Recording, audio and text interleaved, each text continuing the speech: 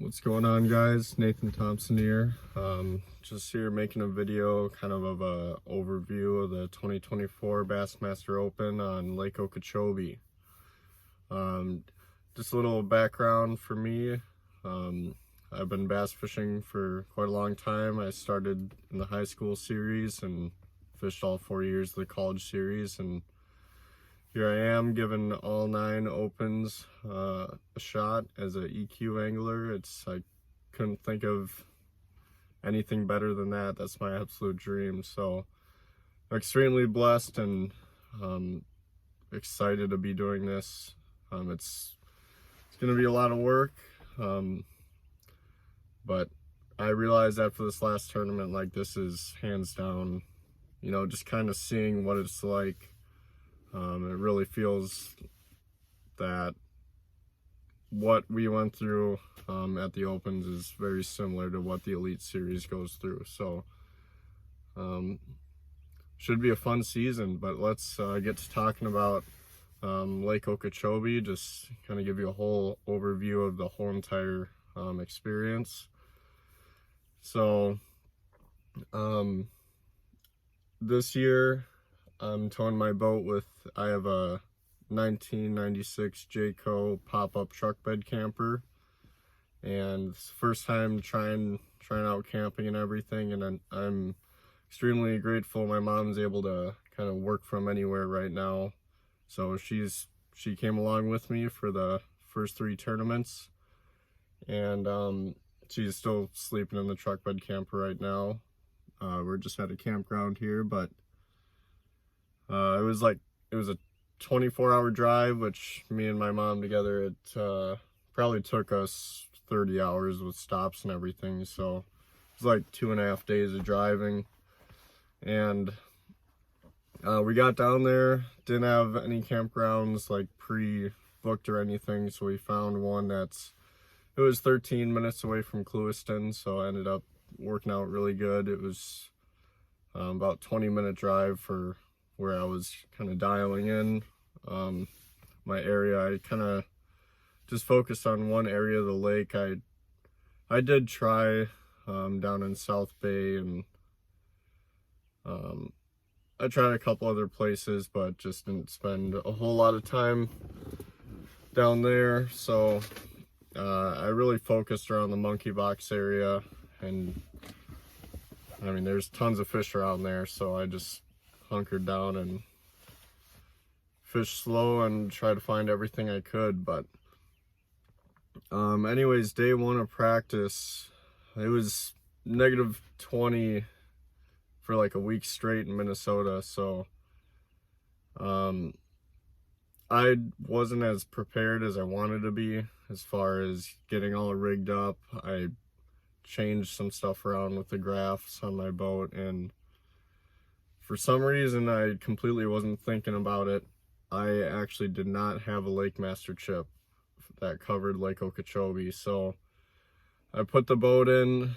I started just looking around where I could get one quick, and ended up deciding that my mom was able to go drive and get one that was 45 minutes away, and during that time I kind of just sat in the rim canal during day 1 of practice. Probably the best day I could have been out there,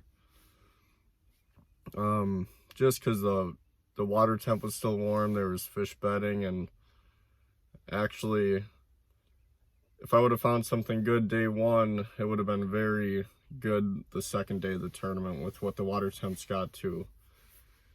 But oh well, that was totally my fault. But anyway, I spent that time rigging up in the rim canal, and she went and got the chip, and by that time it was already 3 p.m. but I got the chip, and I just started fishing around, and mainly decided that day 2 it was time to get really serious. And day 2, I'm trying to remember, it was a long week and I'm doing this pretty late, but day 2 I caught some good fish while the water temp was still warm before that cold front really set in. I caught a few 4-pounders and a 5-pounder in an area this is the day where I did figure out where all the boats were. As you guys probably know that are watching this, it was like a boat parade out there in the monkey box area, and I wasn't fishing in that at this time. I was trying to find something else around there. So I found something around the corner where I was by myself, and the fish were in there, and I caught three pounders back to back, and then went down to the other end of this pocket and ended up catching a 5, and that was all on a chatterbait too. So that was looking really good. I went back in there the next 2 days. This is when it really got cold, and I caught one more fish, but it just didn't seem like it was the same, so I was starting to get worried about that. I was hoping, I've always been pretty good at just fishing slow, and I've fished multiple tournaments in one area all day without running around. And that's kind of how this lake sets up. As soon as you start running around, you can really screw yourself over. So I knew it was going to be just fishing slow and dialing in the area that you're in. But anyways, the area that I found wasn't looking too good into the cold front the 2 days before the tournament. So that's when I started fishing around all the boats and monkey box, just to, see what was really out there. And yeah, there was definitely fish there. So I started figuring out kind of baits that I could catch them on. Didn't catch many. I caught a couple on a chatterbait, but really seemed like guys were just, looking at their forward-facing sonar and just casting a fish they actually see. And kind of a backstory on that. I don't want to talk bad on certain. First of all, so I run all hummingbirds. I've been with Minn Kota Hummingbird ever since I started, and I've had the Mega Live for a couple years now, and I just really haven't gotten to get it dialed into where I'd like to. So I've just been best without it, and I rarely look at it still, and I realize that I need it to compete. I get the whole idea behind it, but I've just never been able to see my bait with it. And it does work though. It did tell me some things. I could see the little depressions, and it's a huge 4-foot flat. I could see the little low spots that these fish would come to. But there was like 2 feet of the screen were in 4 feet of water, and 2 feet was just filled with surface clutter, which I could not get rid of. So yeah, I just started playing around with some baits in there, but I didn't spend a ton of time in there. I just wanted to make sure that it was something I could go to just in case if I didn't find anything else. So once I kind of saw what was going on in there, I started trying to find something else that was similar around there. I fished the whole North Shore area, I think the last full day of practice, and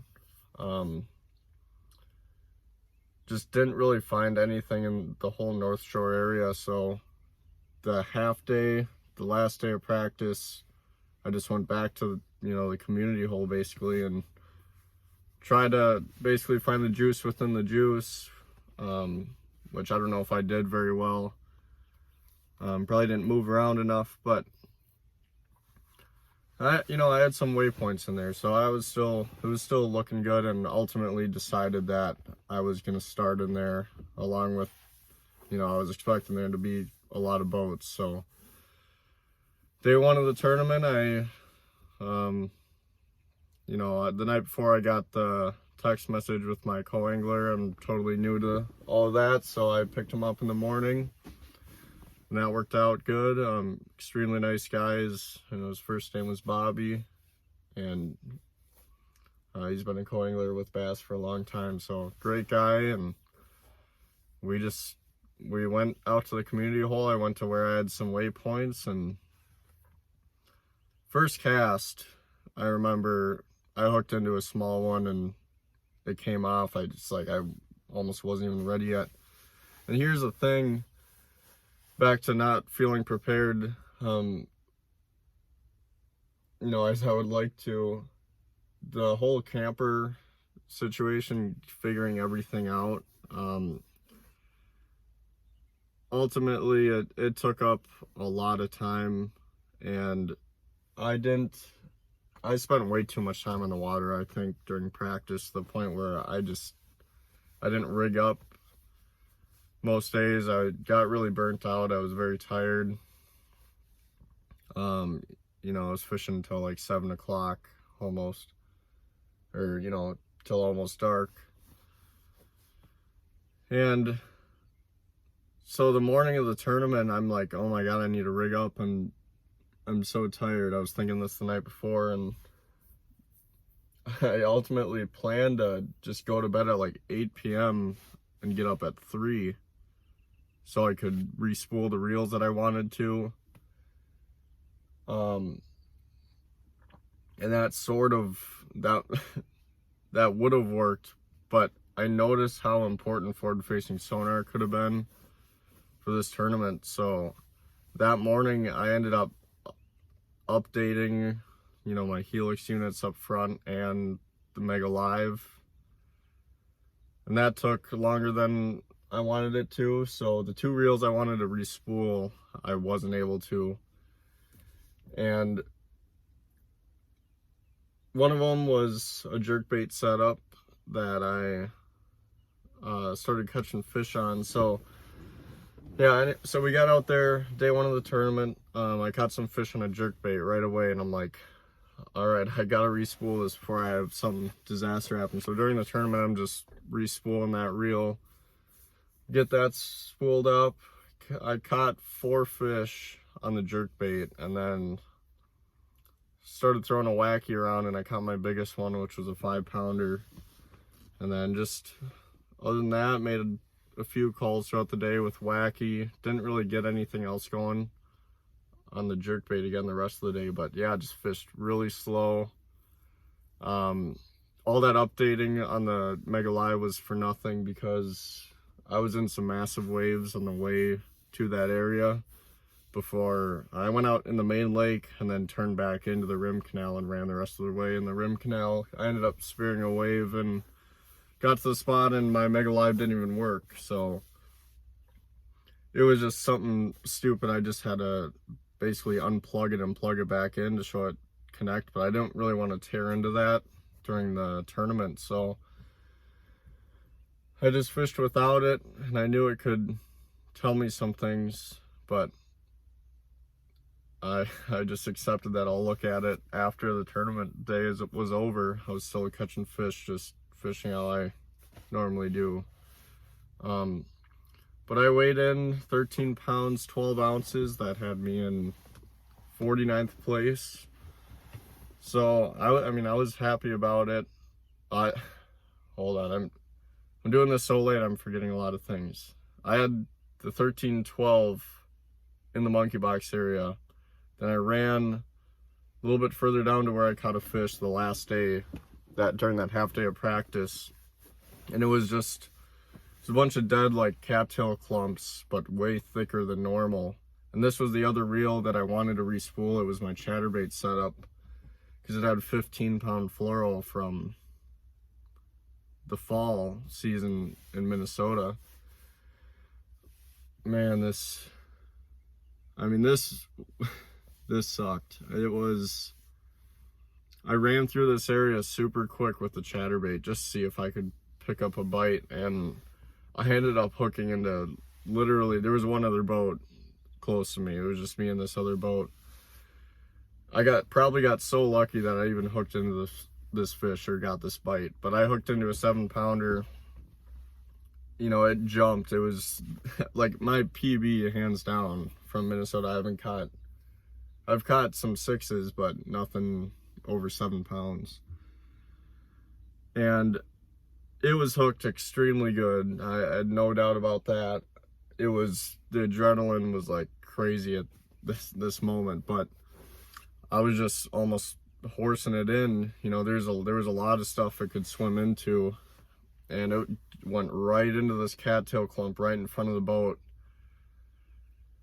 And I just pulled on him way too hard and I broke it off on 15 pound. And that's the reel that I wanted to respool that morning was 17. So that's what cost me. And first of all, I should have held it there and let him swim out.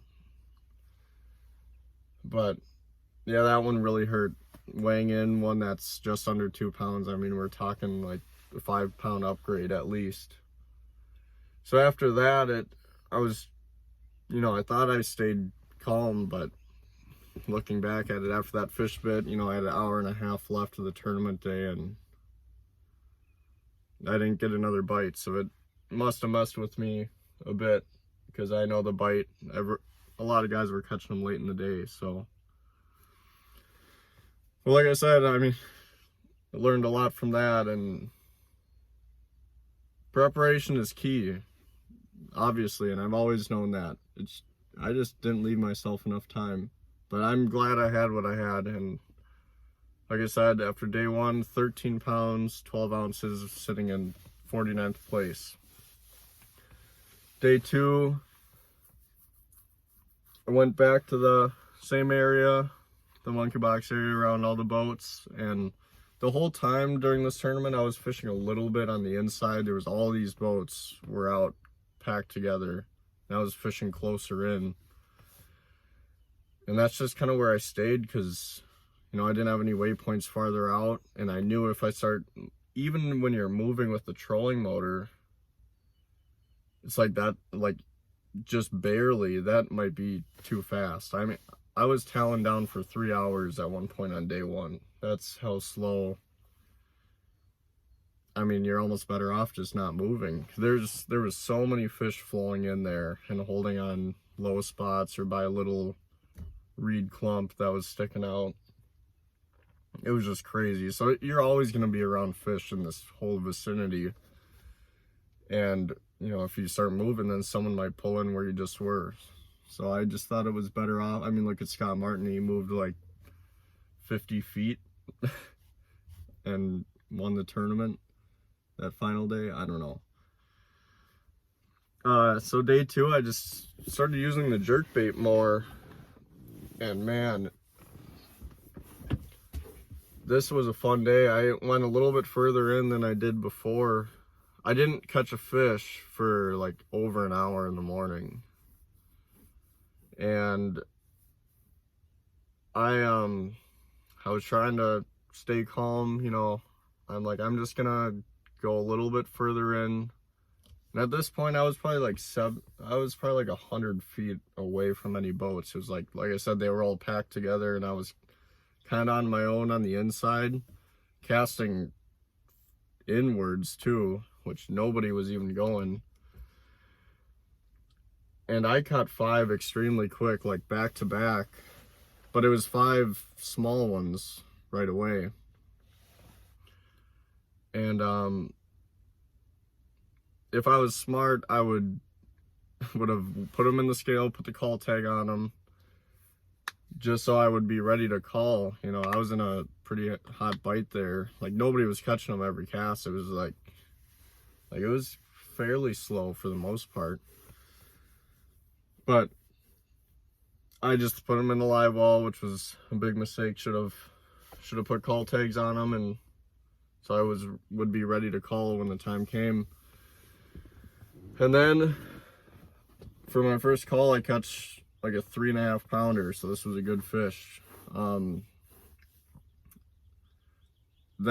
I'm like, God, I gotta put call tags on all these and put them in the scale, and like, I'm on a good bite right here. I wish I could just quickly call and take another cast, but I had to put them all in the scale.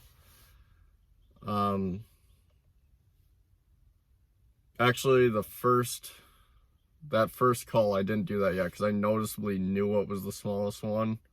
I had one that was like 0.98, and I found that one and got rid of it. Then the next cast, I got a 4 1/4.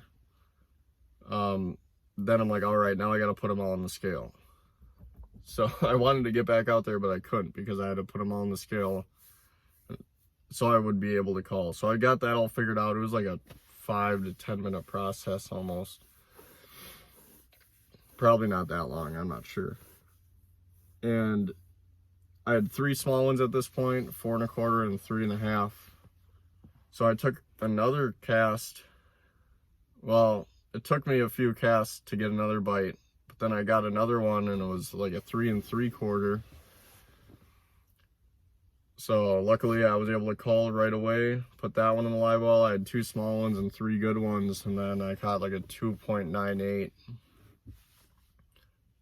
soon after that, and I had one like that was just under 2 pounds and 4 good ones. So like I looked at the scale and it was like 16.2 pounds. I'm like, holy crap, that's a lot better than yesterday. Like one 7-pounder right now would be a 20 easily.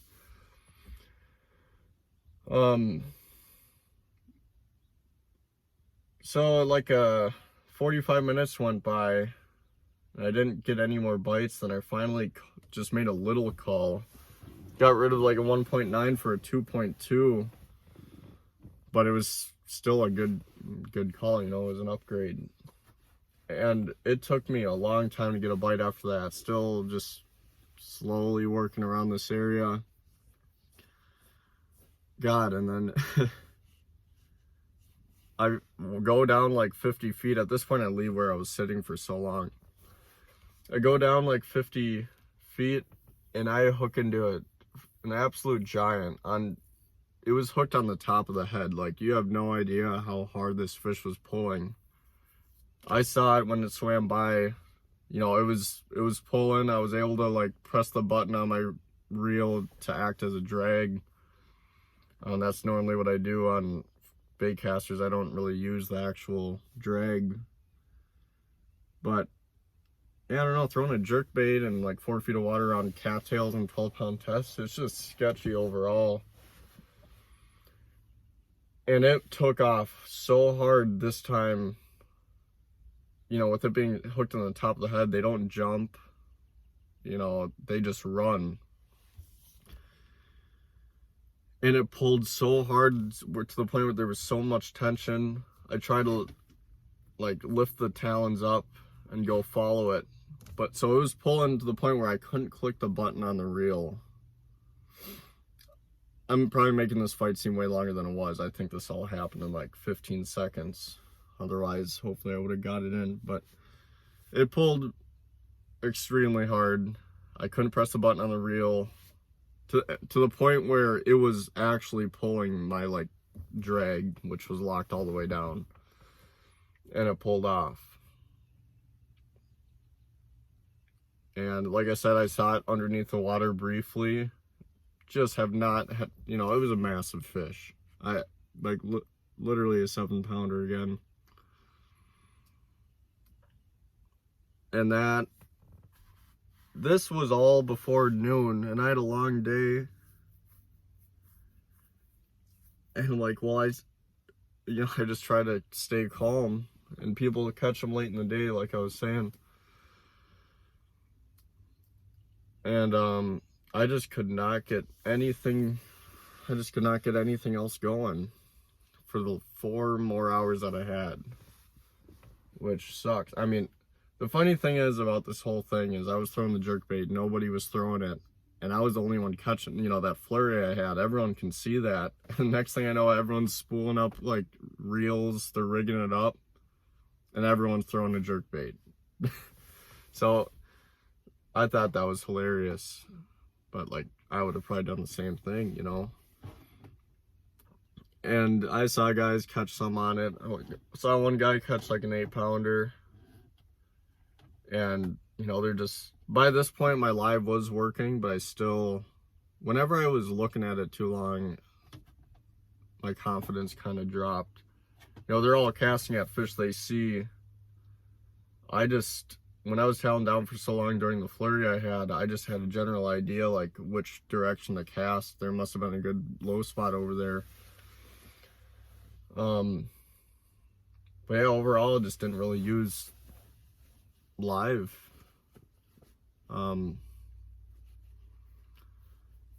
but that was fine. Let's see here. So yeah, I lost that huge one, and I was trying to stay calm. I made that cast where I was sitting before over and over again and never caught anything else there. Then I went to where I had that, broke that 7-pounder off just to, I'm like, I'll just go run through there again. And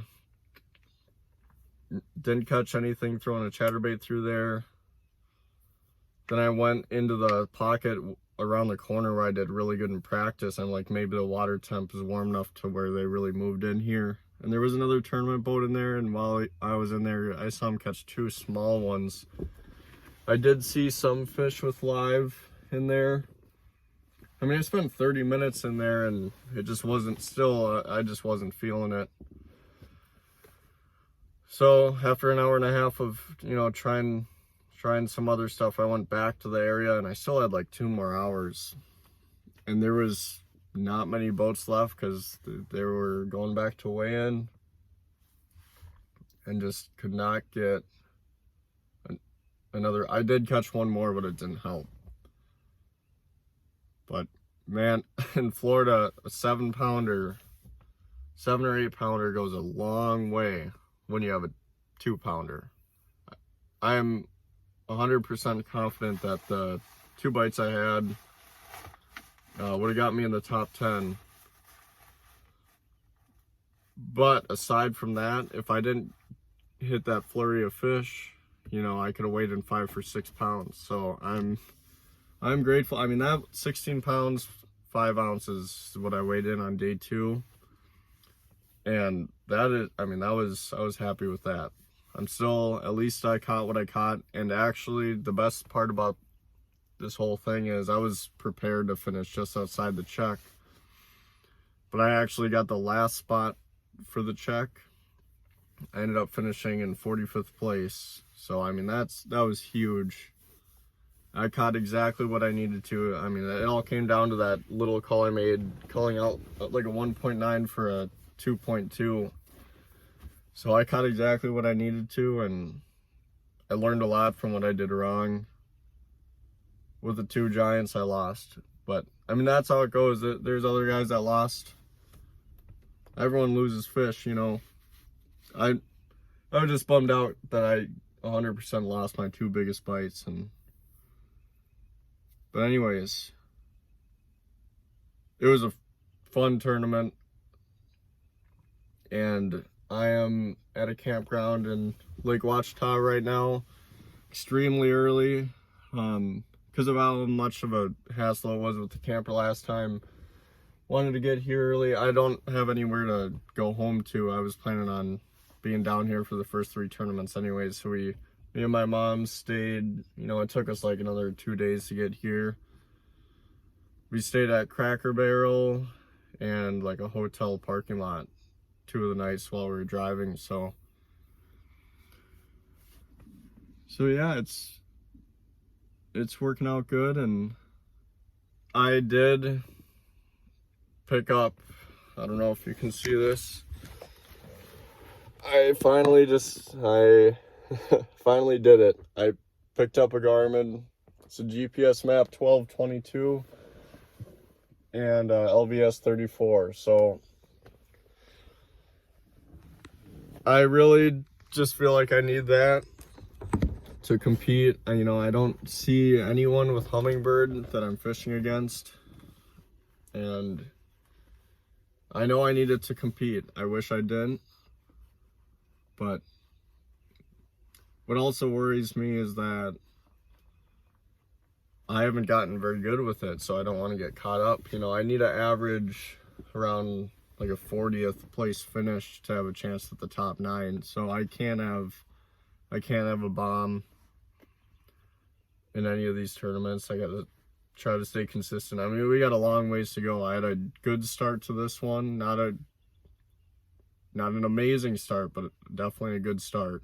I am really happy about that. I mean, Florida is a place that it eats up like a lot of the pros. Even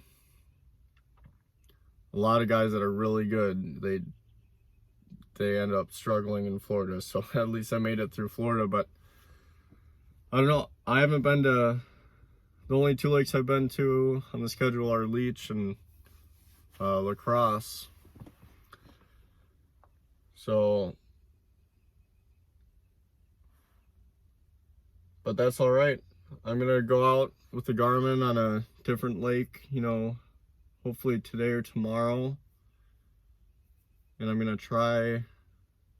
just gonna try to see if I can catch some fish with it. I think I'm gonna be good at not getting too caught up in it. I really, really hope I am, because I even felt that, even though wasn't too confident in my Mega Live, you know, when I looked at it a little too long, and you know, at least I knew to turn it off. So, but yeah, I got to do some more research on the lake, see whatever I can get on YouTube, and I'm just going to keep focusing on each tournament in front of me. And I do think I have a shot at the top 9. You know, it's part of us as anglers got to be extremely confident. So I just feel like I do have a shot. Me and my tournament partner finished 3rd out of like 500 in the nation 3 years in a row in the college series. So with the overall consistency, I think I can get it. I just really got to figure out live scope at this point. That's like, I know I'm gonna need it for like all these bodies of water. Okeechobee I was fine with where my electronics were at on Okeechobee, because I really thought, I'm like, this is gonna be the one tournament where it won't really come to play. But with how the lake was, it ended up being pretty essential for the guys. And it's gonna be very essential for a lot of these other lakes, most of them. So I'm gonna get that installed. Still got a lot of work to do. Like day 1 of the tournament, I ordered a lithium battery on Amazon and I had it with me, but I threw it in the boat day 1 of the tournament.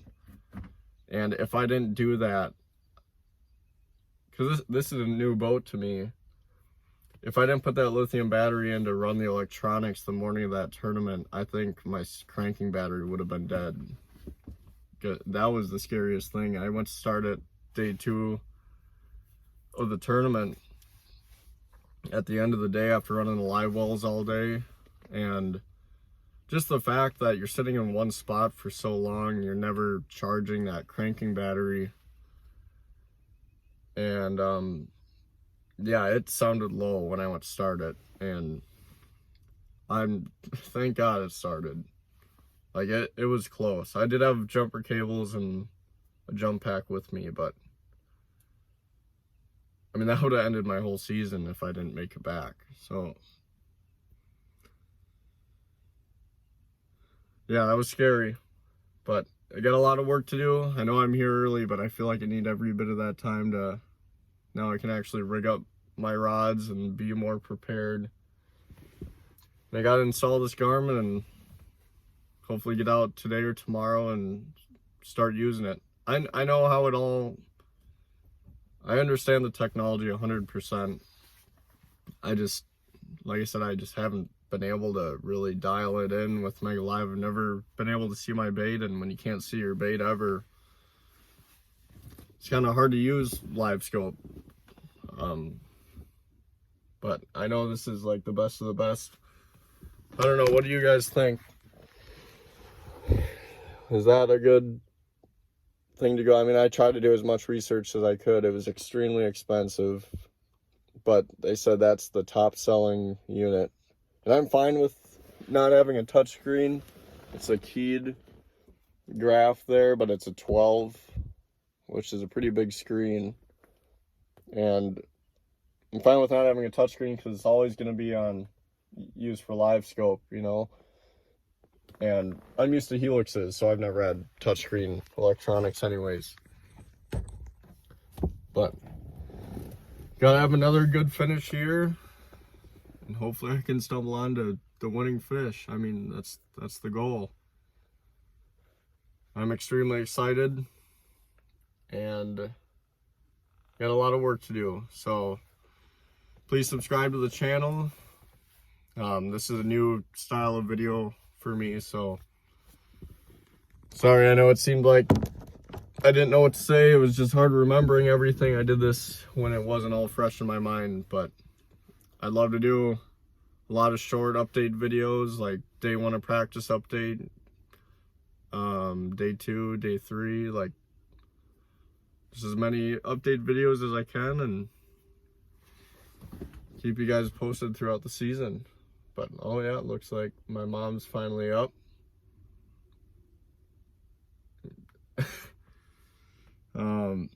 I got up at 5 this morning, but I'm feeling good. And it's gonna be a long season. Like I said, I'm excited. So please subscribe, like the video, share it, whatever, and let me know what you guys want to see. All right, we'll catch you next time. Peace.